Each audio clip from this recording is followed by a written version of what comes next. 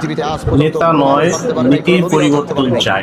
পৃথিবীর এই সবচেয়ে বড় দেখুন বাস্তবতা এই থেকে মানুষ নেতাকে শুধু বারবার কি পালায় যায়। বলেছে। কেউ এই বাস্তবতা মানতে চায় না, সে থাকতে চায় আমাদের না। মাদারীপুরের এজন্য শিবচর জানাজায় আসলে নেতা। পৃথিবীর আসল শিবচরবাসী বাস্তবতাটা 5 ধন্য মিনিটের জন্য ধন্য। হলো মনে পড়ে।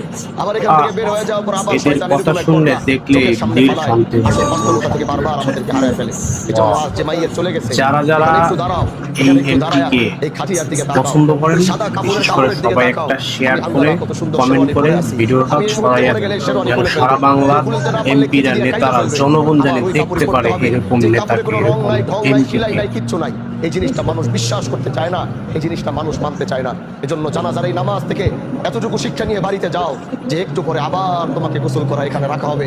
যে মানুষগুলো তার জানাজা পড়তে আসছে, এই মানুষগুলো আবার তোমার জানাজার জন্য হাজির হবে। কেউ তোমাকে রেখে এখান থেকে পালিয়ে যাওয়ার চেষ্টা করবে, তাড়াতাড়ি করবে, এই দেরি হইতেছে, রোদ পড়ছে, গরম, তাড়াতাড়ি যাও। এটাই পৃথিবীর বাস্তবতা। আল্লাহ আমাদেরকে মৃত্যুর এই প্রস্তুতি নিয়ে আল্লাহ আমাদেরকে যেন কবরে যাওয়ার তৌফিক দেয়।